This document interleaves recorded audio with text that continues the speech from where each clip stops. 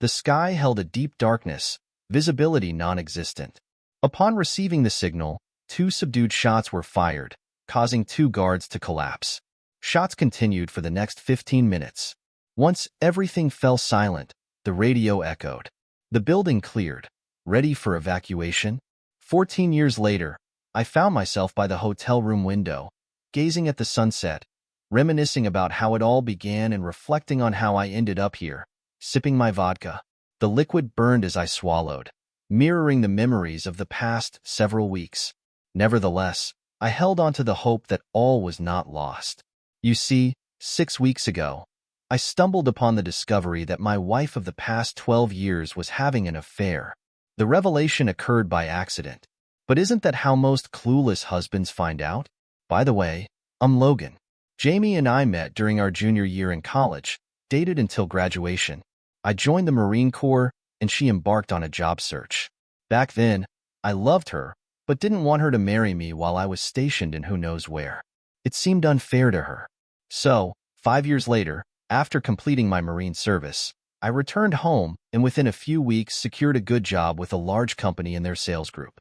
It turned out my boss was also a Marine and had a preference for hiring former military types due to our disciplined work ethic. I excelled in my job, making a name for myself.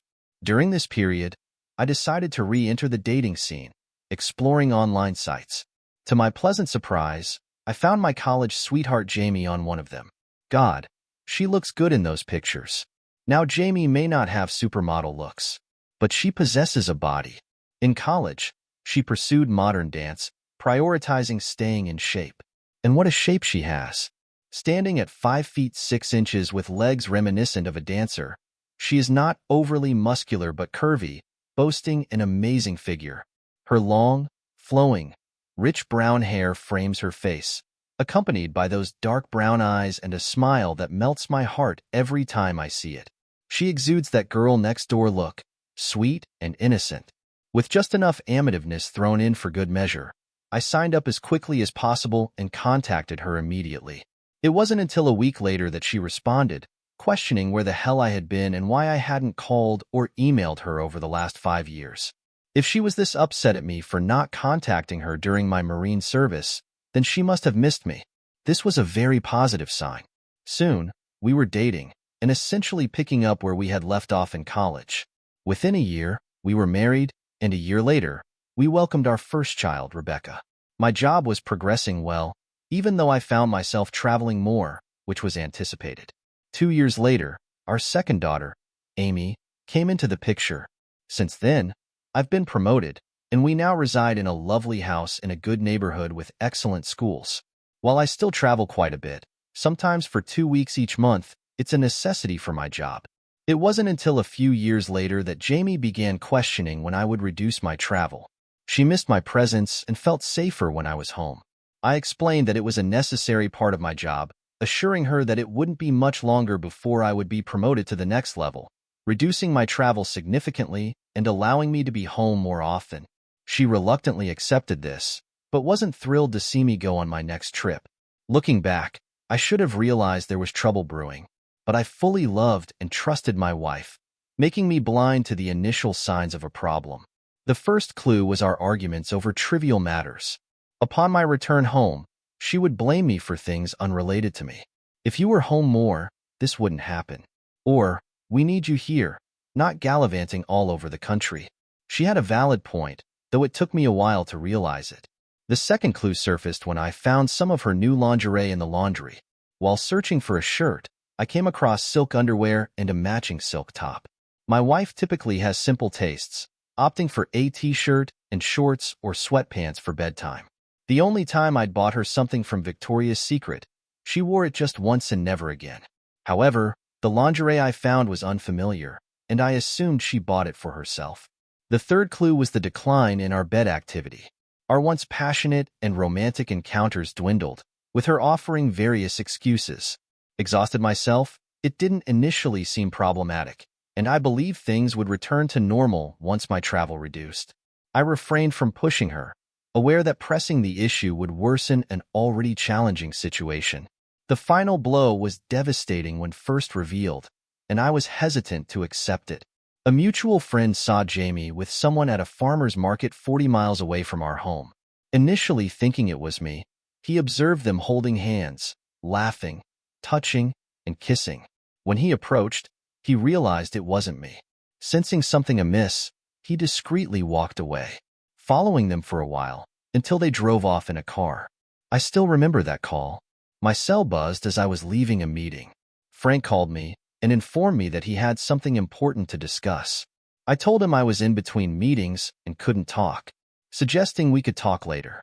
Frank agreed and asked me to call him at the earliest opportunity, expressing some concern in his voice. I assured him that I would and asked if the matter was urgent, to which he replied that it could wait. I hung up, not dwelling on the call, assuming Frank would have informed me if it were urgent. Later that evening, I returned Frank's call. I inquired about the reason for his call and what was so important. Frank hesitated before revealing that he had seen my wife out with another man earlier that day. I asked if she was with a friend, feeling a sense of nervousness.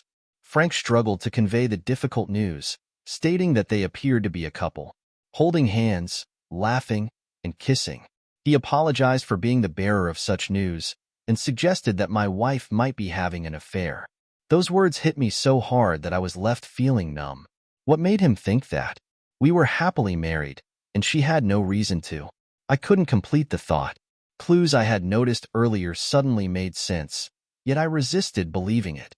Frank brought me back, expressing that he knew it was hard, but I needed to be aware. He suggested there might still be hope to save my marriage and offered his support, telling me to let him know if I needed anything. I acknowledged and thanked him before hanging up, sitting on the bed and grappling with the reality or potential cruel joke. As I pondered, anger intensified at the thought of my wife cheating. During the flight home, I began to cool down and think more clearly about what needed to be done. Without solid evidence, I didn't know where to start. Upon landing, my first call was to Frank, seeking details about the man she was with. Protecting my daughters from our issues was crucial. I wanted to salvage our marriage. Frank advised me not to do anything I would regret and shared that he had a friend who went through a similar situation. He suggested I talk to him for insight on handling the situation, emphasizing the importance of avoiding trouble or making things worse. Frank's advice resonated, and I realized I needed guidance from someone who had faced a similar situation. Right now, the best course of action is to head home and act like everything is normal. If she suspects you're onto something, it'll be tougher to gather evidence against her. I hope I'm mistaken, but I'm certain about what I witnessed that day. Frank was correct. Upon reaching home, I managed to compose myself enough to behave normally around Jamie and the girls. It wasn't a walk in the park, but I somehow pulled it off. In the following days, I searched the house for any clues of her affair, but nothing stood out. A nagging feeling persisted that I might be overlooking something. Frank called, suggesting I talk to his friend. I agreed to meet them at a bar across town the next day after work, keeping it from Jamie by mentioning late meetings. In the dive bar, I found Frank and his friend Mark in a back booth nursing beers. Frank looked up as I sat down. Mark greeted me as the friend Frank had mentioned. We exchanged greetings, though neither seemed thrilled to be there. Mark spoke, having been briefed by Frank on my situation. He empathized with my feelings, but warned against making the same mistakes he did, sharing his painful experience of revenge. It led to a 5-year prison term and losing everything in the divorce and lawsuit against his wife and her boss. He cautioned me against doing anything foolish. His gaze intense. I simply nodded. Curious about alternative approaches, I inquired about what he would have done differently. Mark admitted he'd still go after the boss, but in a subtler manner to catch him off guard. He expressed deep contempt for the man who stole his wife. As for his wife, knowing what he knows now, he'd have opted for a divorce. Our conversation then delved into the do's and don'ts of my situation. The initial step was to secure damning evidence of my wife's infidelity to prevent any denial when confronting her. The second step involved consulting a divorce lawyer to understand how to protect assets and determine my rights in this situation. The third was to keep a substantial amount of cash on hand in case she discovered my actions and froze accounts and credit cards. Lastly, securing a small apartment or alternative living arrangements was crucial in case I decided to leave, ensuring I had a place to stay. While these suggestions were sound, I initially believed I could resolve the issue through conversation. However, as soon as I mentioned this, Mark pounded his fist on the table.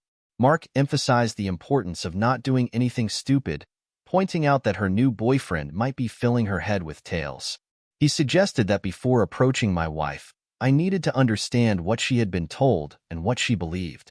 Mark drew parallels to my military background as a Marine, highlighting the significance of good intel in battle. He stressed the need for a plan of attack and a strategy for when things go sideways, emphasizing the importance of knowing which way is forward. His question about my military service caught me off guard, and I confirmed that I was a Marine. I questioned the relevance, and Mark continued to stress the importance of having a plan and strategy, drawing connections to my current situation. I sighed, struggling to accept the possibility of my seemingly happy marriage coming to this. Mark apologized quietly, and we sat in silence until Frank broke it, asking about my plan and how I wanted to handle the situation. Realizing the necessity, I expressed my desire to salvage my marriage if possible, but more than anything, I wanted the other man to suffer without risking my own freedom. I made it clear that obtaining proof and intel on my adversary was a priority. Mark smiled at my last comment. He advised against hiring a private investigator, citing his own costly and unproductive experience with access to her bank, credit card accounts, and phone records. He suggested checking for unusual purchases or calls. Additionally, exploring the possibility of a second cell phone and setting up hidden video cameras around the house for both visual and audio recording. Despite the discomfort, I agreed, determined to make him pay. Our conversation continued for another hour, during which I mentally noted the suggestions offered. Mark's advice emphasized the importance of not discussing the situation at work until I identified my wife's potential lover, considering the risk that someone familiar with my schedule might catch on. He also mentioned he would have approached his wife's lover more subtly, sparking my determination to devise a plan to outsmart this person. However, I needed more information and assistance. The next workday, I scrutinized my upcoming travel plans for the next month, discovering a 2-day trip. Concerned about someone at work knowing my schedule, I discreetly spoke with my boss, suggesting I might extend the client visit to a whole week. He approved the idea without hesitation. The subsequent step involved creating the illusion of being away while secretly returning. Using a prepaid debit card with cash, I purchased a return ticket on another airline. Online, I acquired several spy cameras and a regular camera with a powerful zoom and good low-light capabilities. This constituted the first part of my plan to uncover the identity of this person. The second part aimed to capture them in the act on video, eliminating any doubt of her infidelity. My day was dedicated to meticulous plotting and planning, a skill at which I excel. However, the crucial missing piece of information was the identity of the man involved. Until that was resolved, I couldn't trust anyone, not even my best friend and boss, Hal. Recognizing it would take time to unveil this person's name, I remained determined. By week's end, all the ordered items had been delivered to Frank's home.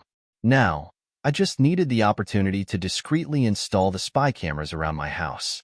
With Jamie's Saturday shopping routine with her girls and mother, the house would be empty.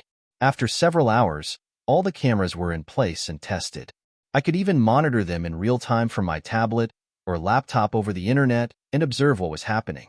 With the cameras installed, I proceeded to search the house for clues. Initially, I checked the credit card bills for any unusual charges, followed by an inspection of her closets, to see if she had purchased any new, more revealing, or shapely clothes. While my search didn't yield concrete evidence, I came across a few newer items, including a very short red dress I had never seen her wear before. The idea of her wearing it for anyone but me troubled me. Despite the lack of definitive proof, the red dress represented a departure from her usual attire, driving me to the point of needing time to think. I opted for a 5-mile jog in my running shorts and shoes, a long run that typically calmed my mind and provided clarity upon my return. As I arrived home, spotting Jamie's car in the driveway, I knew my daughters, whom I affectionately called my angels, were home. Their voices and laughter as I walked in never failed to bring a smile to my face. Calling out to Jamie, I was joyfully greeted by my girls running from the family room to share their day. Jamie emerged from the kitchen, inquiring about my run and kissing me on the cheek before shooing the girls away. After dinner preparations, consisting of pork chops, I enjoyed a shower and our evening meal, followed by putting our girls to bed. In the family room, we watched TV. Though my preoccupation with thoughts of Jamie's actions during my trips rendered me oblivious to the screen, feeling overwhelmed, I announced an early bedtime, retreating to our bedroom. In the bedroom, noticing Jamie's purse on the hope chest, I took a chance and searched for clues. To my dismay, I discovered a cheap cell phone previously unknown to me. Turning it on, I recorded the number and reviewed the call log, finding only one unfamiliar number, which I also noted before powering off the phone. This newfound evidence compelled me to finally accept the fact that she was having an affair. Heartbroken and consumed with a desire for revenge, I remembered Mark's advice not to act impulsively and resolved to be patient. Quickly changing, I went to bed, pretending to be asleep when Jamie eventually joined me, avoiding conversation to prevent unintentional revelations. The next few days were challenging, attempting to maintain a semblance of normalcy after uncovering damning proof. As the morning of another business trip approached, I went through my usual routine, packing my bags into the car. Just before heading out, I casually asked Jamie if she had anything special planned during my absence, receiving a strange look as she mentioned the usual routine. Racing through possible explanations in my mind, I bid a quick goodbye and drove to the airport, wondering if the cameras in our house would capture her with the person involved. Despite hoping for her decency to refrain from bringing him into our bed, I became increasingly certain that, before all this, she would never have cheated on me. In the following days, concluding my work with the particular client in record time, I packed up, preparing to return home. That evening, I monitored the video feeds from the cameras but found nothing unusual. Consequently, I opted to review earlier recordings. The system initiated recording when someone entered the camera-equipped room, storing all footage centrally, accessible remotely. As I fast-forwarded through that day's recordings, I discovered a moment when Jamie was on her secret cell phone. I stopped and reversed the video to observe her answering the phone, then played it at normal speed. The audio quality was poor, but I heard enough. She was speaking to someone, referring to them as baby. They discussed my absence for the week and the logistics of meeting discreetly at a motel. Despite my urge to hear the rest, she laughed and turned her back to the camera, making it impossible for me to catch the entire conversation. When she turned back, she continued, instructing the person to park down the street at a coffee shop a few blocks away. Okay, baby, I can't wait. I'll see you tomorrow night. I couldn't believe what I just heard. He was going to be in my house and our bed. Thoughts of disposing of his body crossed my mind. But Mark's warning echoed, urging me not to do anything rash. Suppressing my anger, I resolved to wait for the right moment, though the strain was becoming unbearable. My wife, the love of my life, and the mother of our 2 children, was betraying me. Why was she doing this? What had driven her into the arms of another man? The flight back home was too quick. I wasn't ready for what awaited me. So I checked into a hotel, contemplating my next move. I knew tonight was the night he was coming to my house, and I wanted to see him with my own eyes. Was he someone I knew, or someone from work? That much I needed to know to help me decide how to proceed. With no idea of what time he'd arrive, I knew he was going to park at the coffee shop down the street. So, I waited there, even though I had no idea what he looked like. To be safe, I rented a car at the airport. Finding a spot with a good view of the parking lot, I brought my camera, checking the zoom quality. I could be at least 100 yards away and get a close-up view of his face and license plate. Around 9 p.m., a silver BMW M3 pulled into the parking lot. I began taking pictures, and thankfully the lighting was good, giving me a clear view of his face. It was no one I recognized. He parked on the other side of the lot, away from the coffee shop, then started walking towards my house. I took a deep breath to control my rage while sitting there. I accessed the Wi-Fi from the coffee shop, viewing the cameras in my house. After several minutes, I saw him enter and passionately kiss my wife. Suppressing my fury, I listened to their conversation. He expressed his thoughts about her all day, and they discussed having the house to themselves until the next morning, since she had sent the kids over to her parents for the night, and I wouldn't be back until Friday. How considerate that she sent the kids away. I observed as he started undressing my wife right in our living room. She reciprocated, and in just a few short minutes, they were undressed, with their hands all over each other. She suggested taking it up to the bedroom, and they both ran out of sight of the camera towards the stairs. As I listened to their laughter, leaving their clothes spread around the floor, I realized I needed to act. Lucky for me, I got out of my car and walked quickly down to my house. The front door was left unlocked as they hurried upstairs, making things easier for me. I went straight for his pants, discovering his wallet with all the needed information and a little extra. With his wallet in hand, I headed to my home office on the first floor, opposite our bedroom, minimizing the risk of being hurt. Switching on my computer and the printer scanner, I waited for them to power up. Once ready, I began scanning items from Stephen Bannister's wallet, copying his driver's license and other details. After returning the wallet, I took pictures of their scattered clothes and started recording what I was witnessing with the camera's video feature, quietly ascending the stairs. As I reached the top, faint sounds of their lovemaking reached me, turning my stomach. The bedroom door was wide open, and they believed they had the house to themselves. Slowly, I made my way toward the bedroom. With their voices getting louder, I found myself in the doorway, observing Steve on his back, undressed, with my wife on top in the classic 69 position, pleasing each other. They were so engrossed that I managed a few steps into the room unnoticed. Aware that the hidden cameras didn't offer the best definition, I desired high-definition footage. I recorded several minutes before resisting the urge to grab a baseball bat and attack him. Mark's wise words echoed in my mind. Don't do anything stupid. So I backed out slowly and left the house.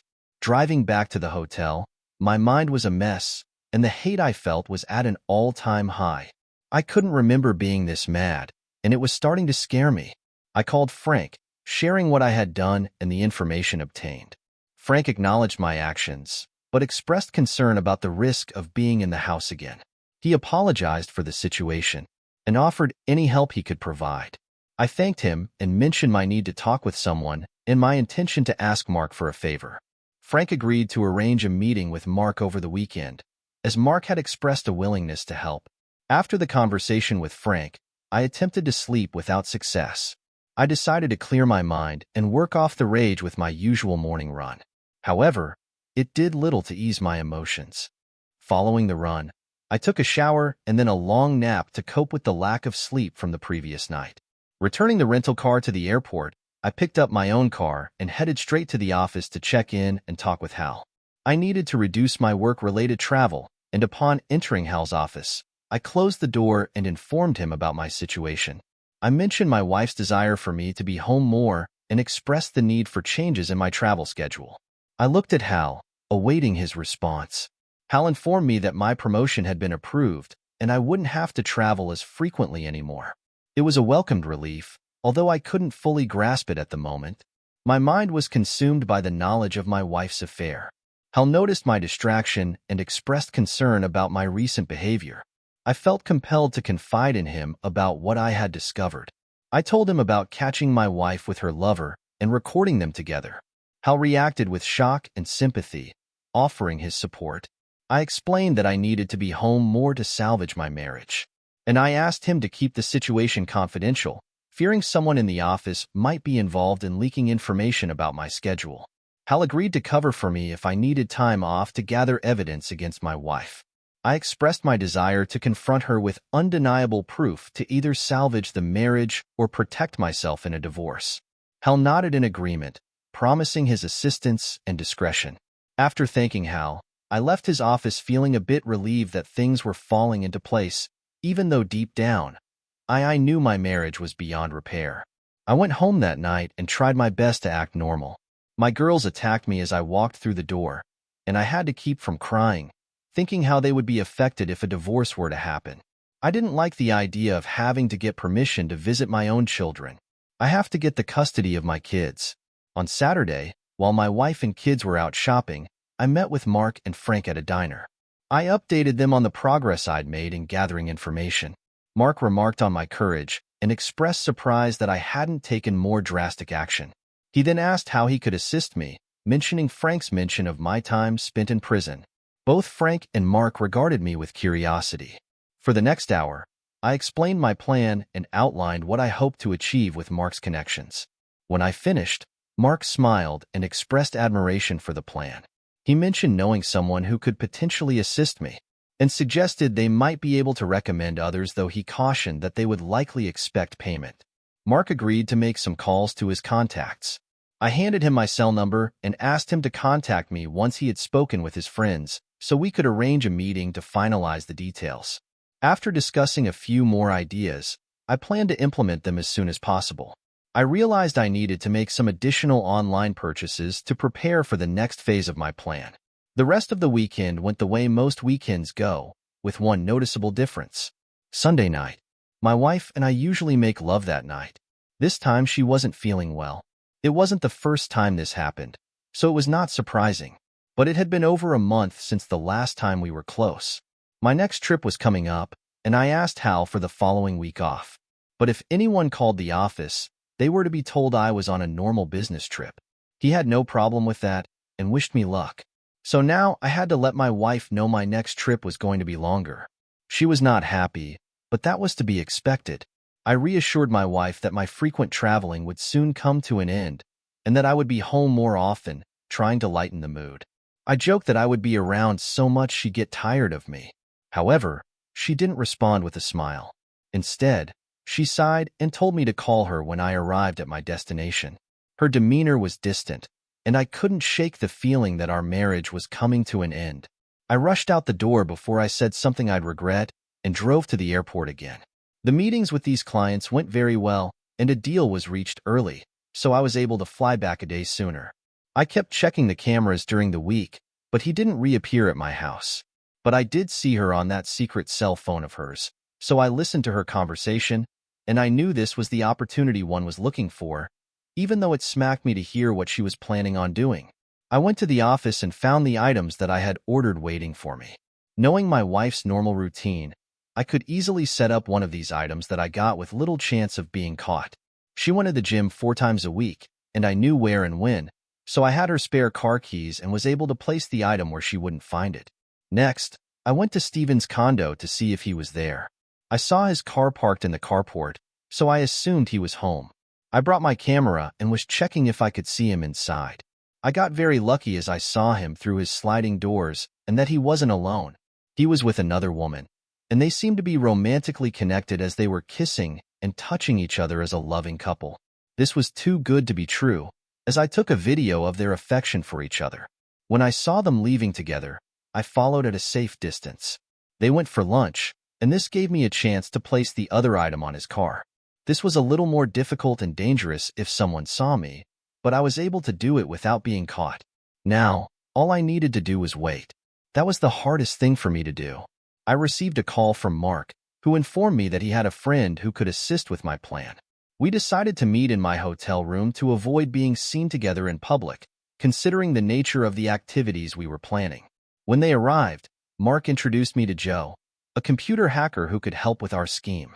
Over the next hour, I recounted the details of my wife's affair and expressed my desire for revenge against her lover.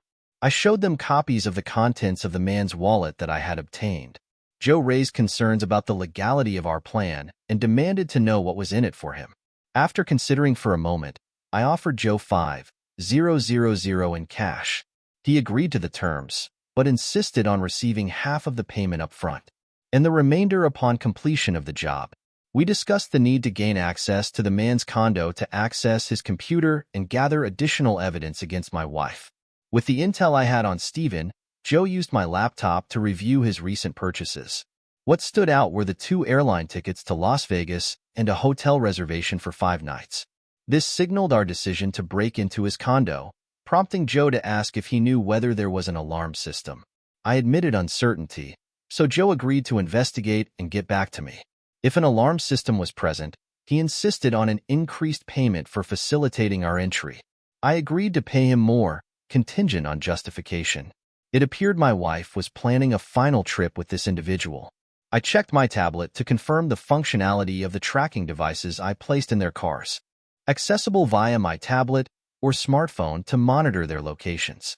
Additionally, I examined home video cameras, confirming she had packed a small carry-on bag for the trip. The day arrived, and I monitored their progress from my hotel room. I called Joe, and he agreed to meet later that afternoon. While he hadn't identified any visible alarm systems, he emphasized the need for caution. We met a few blocks from Steven's condo and discussed the plan for gaining entry. Joe, drawing on his prison experience, possessed the skill of lockpicking. It was just after sunset, and the growing darkness would help maintain discretion. Joe, with his laptop in a messenger bag and my camera at the front door of Steven's condo. Anyone know what the hell is going on right now? Satisfied that none existed, we proceeded to locate Steven's computer. Fortunately, it was openly accessible, allowing Joe to carry out his tasks. I interrupted saying, "Wait," as I slowly recorded a video of the room's layout. "I want to ensure we leave everything as we found it." Joe nodded in agreement, acknowledging the importance of leaving no traces behind. He resumed his work as I explored for potential incriminating evidence.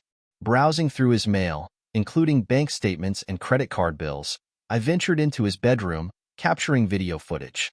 The remarkable cleanliness and high-end furniture suggested affluence, leaving me still uncertain about his profession. Joe's exclamation of, "Pay dirt," brought me back to the living room. He successfully accessed Steven's online bill payments, discovering checks and extra credit cards. I was pleased, having brought a card reader to record information from the magnetic strip. Joe proposed making copies for online purchases, potentially maxing out his cards in a few hours. Joe grinned and inquired if it was possible to empty out the man's bank account. I confirmed that it could be done, intending to carry out the transaction from the man's computer to make it seem legitimate. Joe mentioned the possibility of the bank calling to verify the transaction, but assured me that no password was necessary, as I had already copied the man's social security number from his wallet. I chuckled at the man's carelessness and gave Joe the go-ahead to proceed. Expressing my desire to inflict maximum damage on the man, I suggested emptying his bank account immediately and sabotaging his credit cards on the day of his return from Las Vegas. Joe enthusiastically agreed, referring to it as a fitting homecoming gift. He emphasized the importance of covering our tracks to avoid any repercussions. I reassured him that I was taking precautions to avoid detection, pointing out the latex gloves we were wearing as evidence of our caution. I went back to search through his bedroom and didn't find much until I looked in the back of his closet. I found a shoebox with several recordable DVR discs. They were labeled with the names of women. As I pulled out the box, I dumped it on his bed and started to sort through them. I didn't recognize any of the names until I saw Jamie's. That idiot had recorded the two of them together. But why? Joe called me over to the other room to show me something he had found. He explained that the man we were targeting was involved in blackmail, possessing numerous videos of women with Steven. These videos showed the women's faces clearly, but Steven's face wasn't always visible due to the camera angles. Some emails indicated that the women were being extorted for money, with threats of using the videos against them in court. Joe speculated that Steven preyed on married women with children, exploiting their vulnerabilities for his gain. Seeking retaliation, I asked Joe if Steven kept all the videos on his hard drive. Joe replied that he wasn't certain, but suggested that the DVDs found in the closet might contain the only copies. I decided to gather the DVDs and search for a backup drive, but couldn't find one. Returning to Joe, I learned that he had located the backup drive.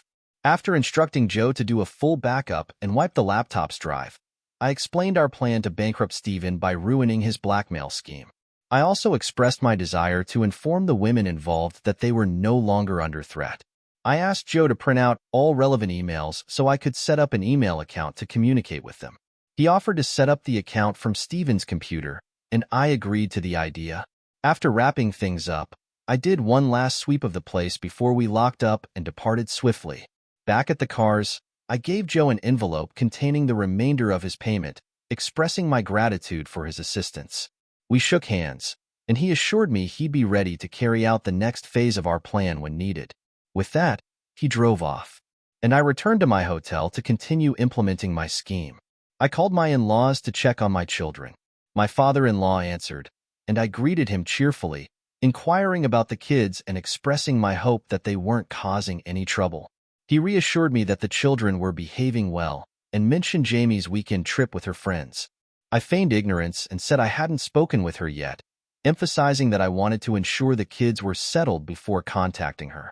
After our conversation, it was evident that Jamie's father had no knowledge of her affair in Las Vegas. It further solidified my disdain for her actions. My next call was to the house, which I knew she wouldn't be there, so I left a message. Then I waited an hour, and when she didn't call me back, I called her cell again. She didn't pick up, so I left a message saying I was worried that I had called the house, and you didn't answer or called me back, and now you don't answer your cell. Please call me just so I know you're okay. I also added that if I didn't hear from her within the hour, I was going to call her parents. 15 minutes later, I received a surprise call from Jamie. She asked if everything was all right, mentioning that she had tried calling the house but received no answer. I assured her that everything was fine, explaining that I had taken the girls to my parents' house after spending time with friends. Jamie's response sounded somewhat tense.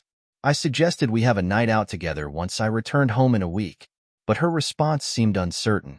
Feeling suspicious, I pressed Jamie, teasing her and attempting to make her nervous. She claimed to be tired and hinted at wanting to end the conversation. Respecting her wishes, I bid her good night and expressed my love before ending the call. Despite my efforts to remain calm, anger began to resurface within me. I didn't sleep well, and so I was up early doing my morning run. I got back to my hotel room and took a nice long shower. Afterward, I called the office and checked if anything needed my attention, but all seemed to be going smoothly there. Then I got the call. Every parent fears Rebecca was injured at school and had to be taken to the hospital. At that moment, nothing mattered to me more than the safety of my child. The school called my house first. When no one answered, they tried to call me at work, which in turn, someone from my office called me. I called the school back, and they informed me she had broken her arm and was at the emergency room being treated. I rushed out the door and went straight to the hospital. Once there, I called Jamie's cell, and when I got her voicemail, screamed into the phone that if she didn't call me within the next 15 minutes, the next call I make is to a divorce lawyer. It was an hour later that my cell rang. I saw it was from Jamie. I rejected the call and sat with my daughter as the doctor set her arm in a cast. She was crying, saying she wanted mommy. I wanted to comfort her, but I didn't know what to say. It took some time, but she finally settled down, and I took her to her grandparents. My phone rang again, and again I rejected. When I had calmed down, I made a call to a good divorce lawyer and set up an appointment for the following day. Then, Jamie called again. I took this call. She greeted me sarcastically, commenting on my supposed luck at the blackjack tables, and informing me that she had contacted a divorce lawyer. Through tears, she threatened to use the videos she had of me and Stephen together as evidence to gain full custody of our children. I reminded her of her absence when our child was in the hospital, crying for her mother while she was with her lover in Las Vegas.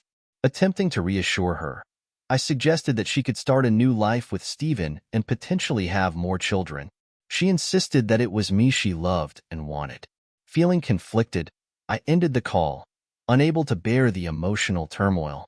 I took Rebecca and Amy home and helped them pack their bags with some clothes and brought them to my hotel and got them their own room next to mine.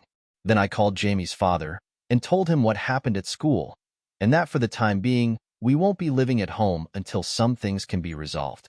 My father-in-law called and asked about the situation between Jamie and me. I explained that we were having some problems, but suggested he speak with Jamie for more details.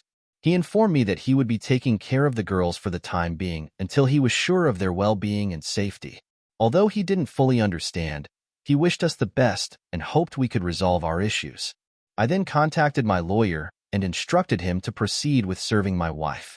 Next, I called Mark and instructed him to wreak havoc on Stephen by maxing out his credit cards, emptying his bank accounts, and damaging his credit. Later that night, Jamie called me in distress. Initially hesitant to answer, I eventually did after receiving a text from her. She tearfully explained that Stephen was blackmailing her, threatening to share videos of them from Vegas with others. I responded coldly, suggesting that she had brought this upon herself by engaging in the affair. I hung up, knowing that Jamie needed to face the consequences of her actions. She had chosen to leave her home and marriage for her own pleasure, and now she would have to face the repercussions. After deciding to end things with Jamie, I needed to address her lover, Steven. I called Mark and informed him that I had contacted my lawyer to have Jamie served with divorce papers, which would take a few days. I wanted to move my money offshore, ensuring that only my funds were protected. Mark questioned my decision, but I assured him that I was done with Jamie and was determined to give her what she deserved. Mark mentioned a change in plans and suggested meeting at 5. We convened at a dive bar and engaged in a lengthy conversation that lasted almost 2 hours. Before parting ways, we shook hands and I handed him a substantial envelope. For the next 3 days, Jamie kept calling and I kept ignoring. I wanted her to suffer. Friday evening, I got the call I was eagerly waiting for. It was a video call. I answered on the other end. There was a man tied to a chair and all bloodied. A voice in the background informed Steven that his friend had a message for him.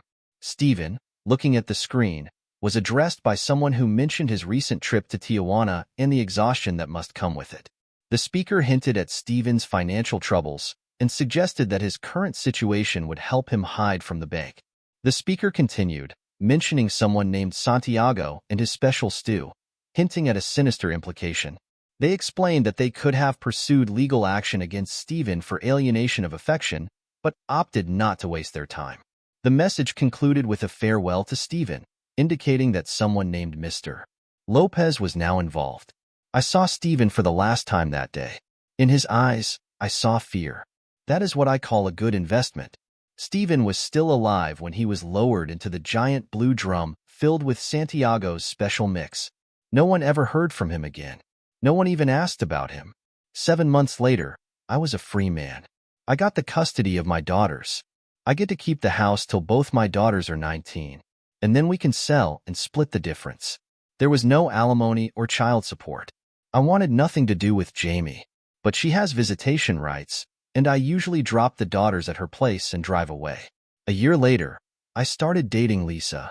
She was previously Amy's school teacher, and it seems that Amy likes her company more than her mother. I have not decided on getting married, and I'm taking this slowly.